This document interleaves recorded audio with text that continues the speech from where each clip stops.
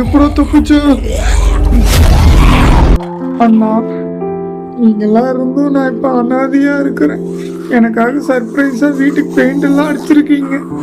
ஆனா இப்ப என் உயிரை காப்பாத்திக்கணும்னா இப்ப நான் போகணும். அதனால நான் இப்படிக்கா போறேன், நீ அப்படிக்கா போயிரு.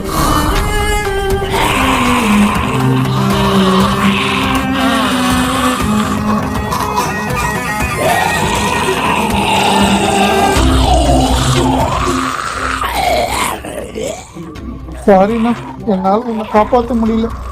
நான் போறேன்.